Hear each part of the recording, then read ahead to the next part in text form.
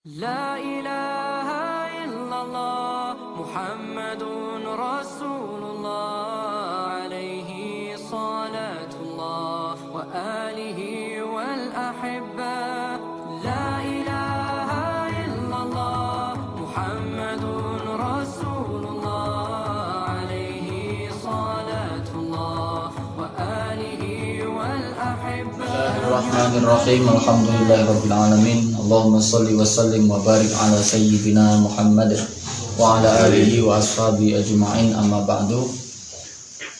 Alhamdulillahirabbil alamin. Napa kok kunut niku di tengah-tengah ana menenge. Nggih ana menenge. Terus lek pas meneng sing diwaca apa? Ngoten. Nah, ini pertanyaannya sebenarnya sederhana. Kula wacaken teng ngene mawon wonten i'anatul talibin, wonten Fathul Mu'in, sekaligus wonten i'anah tentang masalah kunut. Wa sunnah kunutun bisubhi ay fi i'tidali raq'atihi ats-tsaniyati ba'da dzikri ar-ratibati 'ala al-awjah wa wa ila min syai'in ba'du.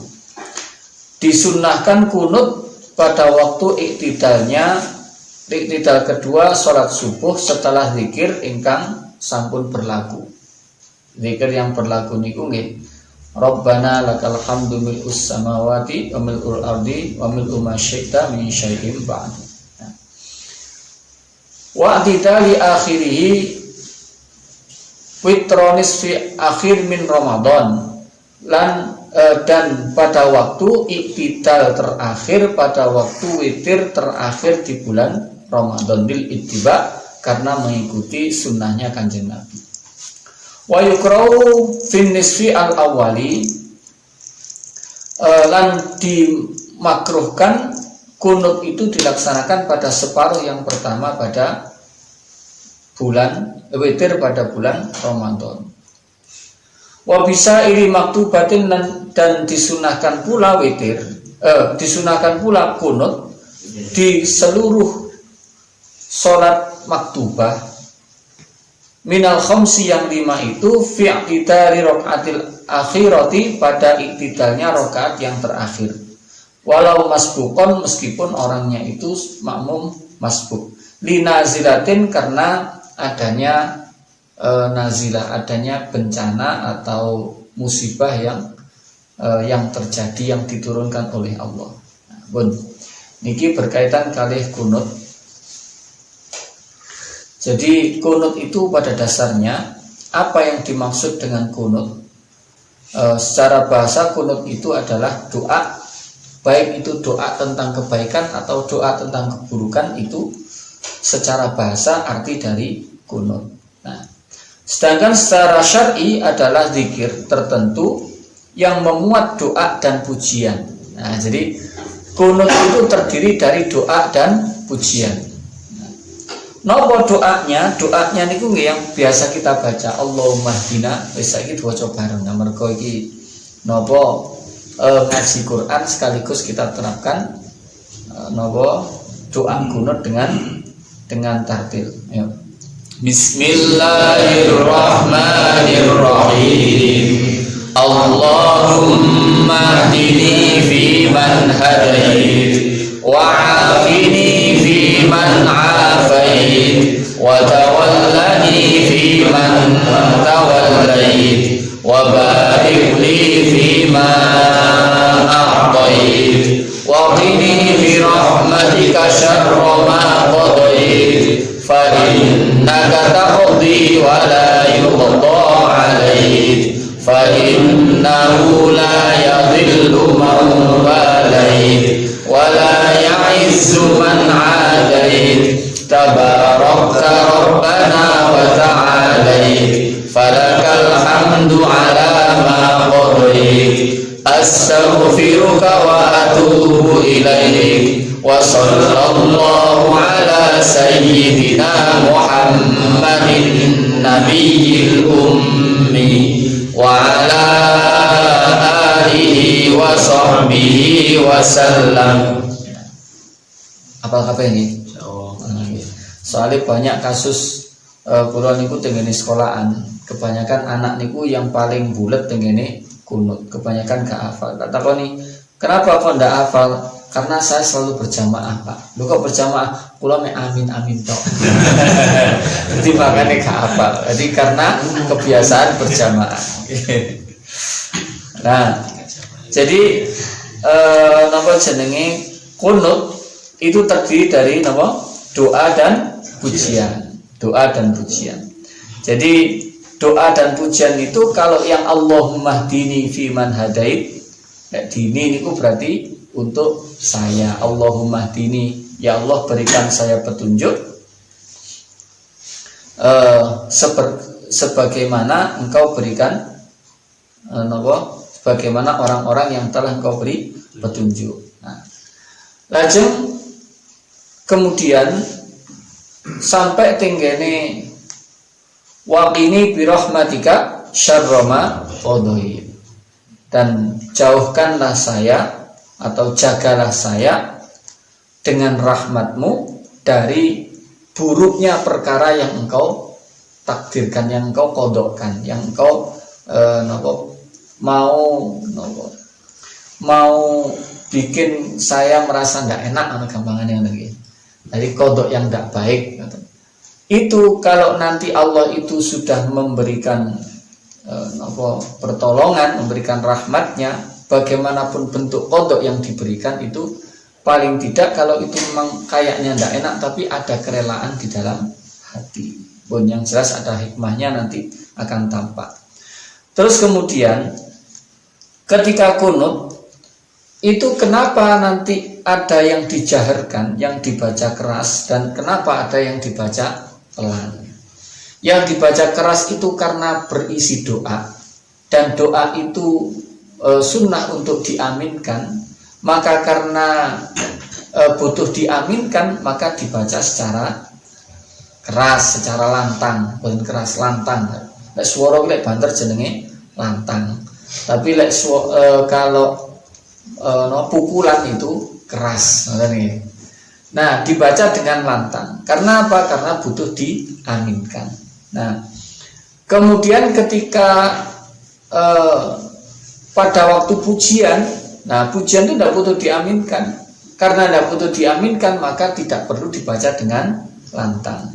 Yang mana yang bukan termasuk doa, yang termasuk pujian itu adalah fa innaka taqdi wa la yuqda 'alaik, fa innahu la yadhillu man walait wa la ya'izzu man adait, tabarakta rabbana wa ta'ala falakal hamdu ala ma qadait. Nah, baru nastaghfiruka wa natubu ilaik, itu merupakan doa. Nah, itu ketika itu doa maka dibaca lantang. Nah, terus napa hukumnya kunut? Hukumnya kunut itu adalah sunnah abad. Sunnah abad itu sunnah yang apabila ditinggalkan sunnah untuk digantikan dengan sujud sahwi.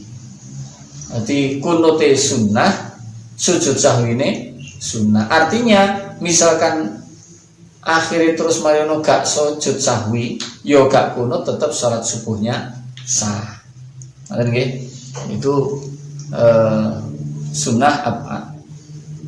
Lajeng kemudian dilakukan pada waktu i'tidal, afadabi annal bab bimakna fi, maksud di dalam waktu i'tidal. Wa innama ukhtussa al-kunutu bisubhi li syarafiha.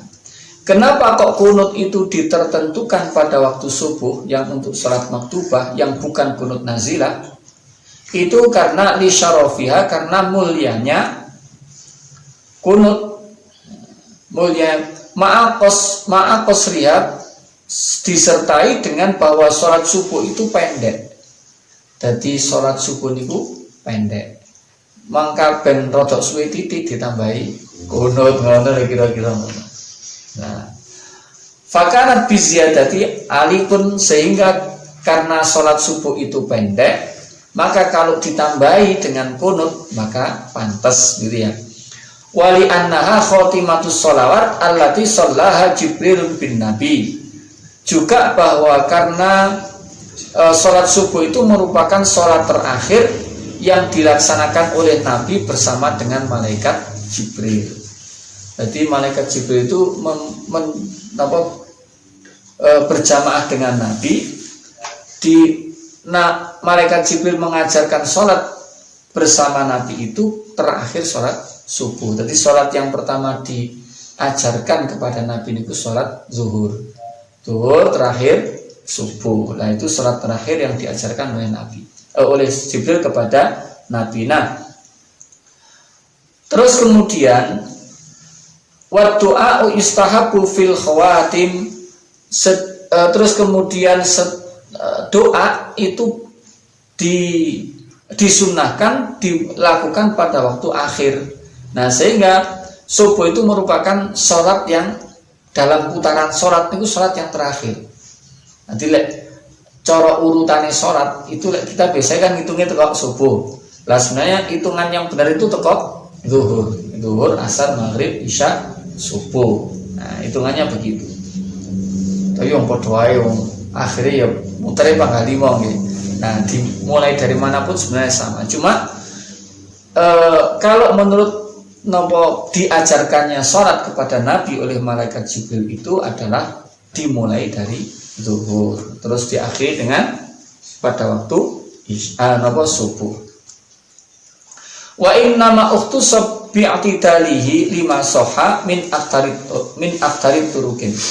Bahwa kenapa kok kemudian dikhususkan qunut itu pada waktu iktidal, karena memang banyak riwayat yang menyatakan demikian. Annahu sallallahu alaihi wasallam, sesungguhnya Kanjeng Nabi itu fa'alahu linazilatin ba'da ruku'i, bahwa Nabi itu melakukan qunut nazilah itu setelah ruku. Setelah ruku berarti pada waktu iktidal. Faqisna alaihi hada, maka kemudian qunut itu dikiaskan kepada hadis tersebut dilaksanakan pada waktu iktidal.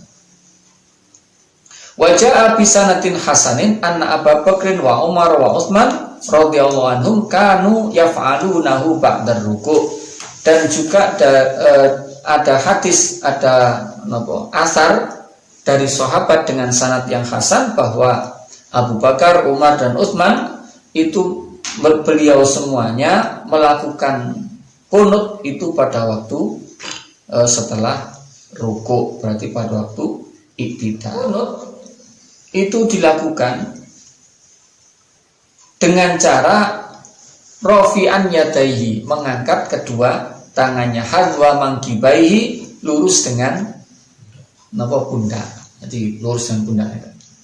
Orang ini pokoknya lurus dengan pundak, hadwa mangkibai.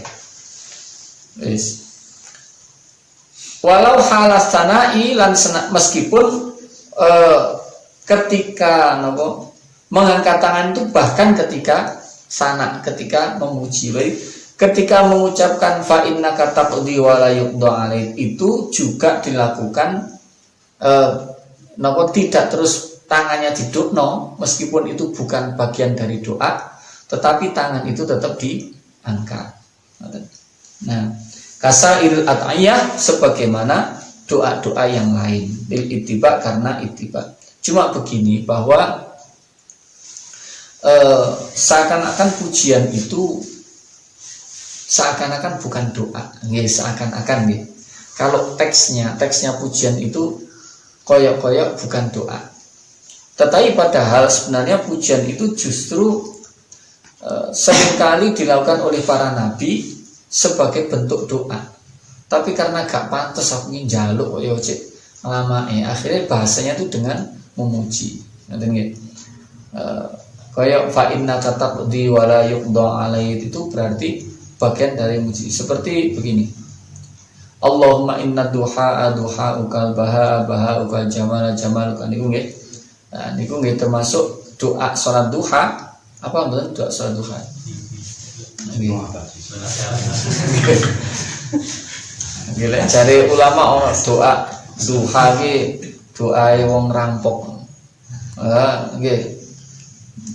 Kok doane wong rampok ya napa les sembarang napa jenenge ya napa niku doa niku ingkana haraman ingkana qailan fakatsir wa ingkana katsiran fahawinhu wa ingkana napa haraman fatahirhu wa ingkana fil bahri fa'adhihu wa ingkana, dan seterusnya nggih.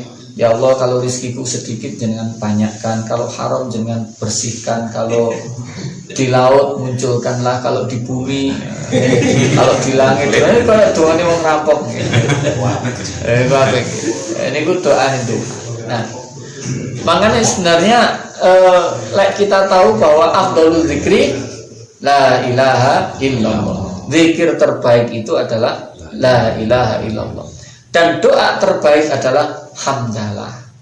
Nah, padahal itu tidak ada kalimat doa. Alhamdulillahi rabbil alamin. Segala puji bagi Allah Rabbul alamin, Tuhannya seluruh alam. Kayak kono donga ini, tapi itu sebenarnya afdhalud doa. Nah, la afdhalul dzikri la ilaha illallah, afdhalud doa alhamdulillah. Nah, maka pantaslah ketika pada waktu kita itu berdoa, ketika kita memuji pun tangannya tidak perlu diturunkan, tetap dalam kondisi diangkat. Rafi'an yadai hadwa mangkibeh. Kasairil atiyas, bagaimana doa-doa yang wahai sudah ali tafsiri syekh kadaf'il bala anhu fi baqiyati umri ja'ala batnaka faihi ilas sama. Dan ketika doanya itu agar untuk menghasilkan sesuatu yang di situ berisi semacam menghindarkan menolak bala, itu nanti ja'ala batni kafaihi ila sama. Jadi batine epek-epek ke langit. Itu kalau menolak bala. Tapi kalau au lirof ibalain, agar nanti bala itu diangkat, wako abi yang bala itu sudah turun, maka zuhurima ilaiha, maka yang punggung itu diarahkan ke langit. Jadi lek donga niki ben napa jenenge bala gak sampai turun iku diangkat. Tapi lek ben wis ana bala wis mudhun, ben bala iki munggah, tangannya dibalik semacam ini. Ngoten nggih. Nah, ngoten. Lek mae kalau saat ini kan balake wis mudhun nggih. Lah ben nanu napa? Ben balik ngoten nggih. Itu doanya dengan ini. Napa? Allahumma dfa'annal wala wal bala wal bala niku tangannya dibalik. Jadi punggungnya telapak niki ke langit. Nah, ngoten. Ja'ala batna kafaihi ila sama. Niku lek pas bala itu belum sampai turun, tapi kalau turun aw rafi balain wa qabihi ja'ala dhahrahuma ilaiha. Wa yukrahu ar-raf'u li khatibin halatid du'a. Untuk khatib, di khotib yang khutbah itu dimakruhkan mengangkat tangan ketika berdoa. Nah, ini jadi khusus khotib ya, khotib ketika khutbah itu justru kalau ketika khutbah itu tidak disunahkan mengangkat tangan, tapi lek wong salat disunahkan mengangkat tangan. Jadi niku khusus khotib. Pun niku berkaitan kali doa kunut. Jadi pertanyaannya tadi yang berkaitan dengan doa kunut, ketika diam itu membaca apa? Sebenarnya tidak diam, tetapi membaca pujian dengan cara sir, dengan cara pelan. Sedangkan yang lantang dibaca lantang itu karena berdoa. Nanti isinya doa dan pujian. Kalau pujian tidak perlu diaminkan, maka dibaca dengan pelan. Tetapi untuk doa-doa yang lain itu sebenarnya juga berlaku demikian. Tapi meskipun tetap diaminkan juga tidak apa-apa. Kenapa? Karena pada dasarnya pujian itu juga doa. Seperti ya napa niku doa Nabi Yunus niku. La ilaha illa subhanaka inni kuntu minadz dzalimin. Nah, itu kan bukan doa seakan-akan, tapi itu padahal doa. Kalau Nabi Adam itu nopo Rabbana dhalamna anfusana wa illam taghfir lana wa tarhamna lanakunanna minal khasirin. Niku nggih doa juga, doanya Nabi Adam. Nah niku ketika imam niku berdoa, doanya itu masih memuji, itu sebenarnya kalau seperti di dalam kunut ini tidak perlu diaminkan, tapi sebenarnya pada dasarnya memuji itu pun juga bagian dari doa, sehingga diaminkan pun tidak apa-apa. Nah, dan pun niku berkaitan kali kunut. Yang kedua yang masuk itu pertanyaannya intiqalu atau mengganti niat sholat fardu menjadi sholat sunnah. Niku kasusnya begini, ketika ada orang sholat misalkan ngenteni jamaah, gak teko-teko iki jamaah cek suwe ini, wis padha mlebu masjid. Akhirnya sholat dewe, sholat duhur dewe. Ternyata begitu sholat dapat 2 rakaat atau dapat 3 rakaat, ternyata jamaahnya mulai mau dikomati, mau jamaah. Terus gimana nih?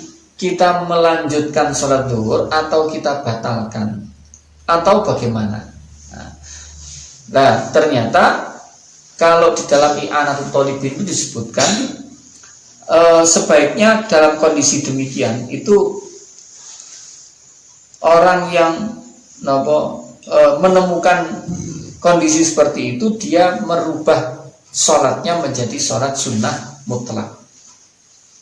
Sholat sunnah mutlak ini sholat sunnah, pokoknya sholat sunnah tentu merubah menjadi sholat sunnah itu boleh. Jadi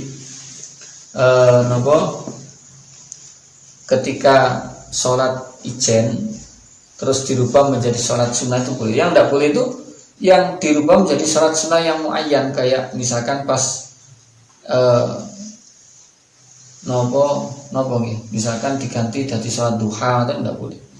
Ya pokoknya sholat sunnah mutlak itu, bahkan afdolnya seperti itu, tidak usah diteruskan. Jadi yang misalkan sholat zuhur oleh 2 rakaat langsung tahiyat akhir salam, nah, itu boleh. Pun niku sementara dari yang La ilaha illallah Muhammadun Rasulullah.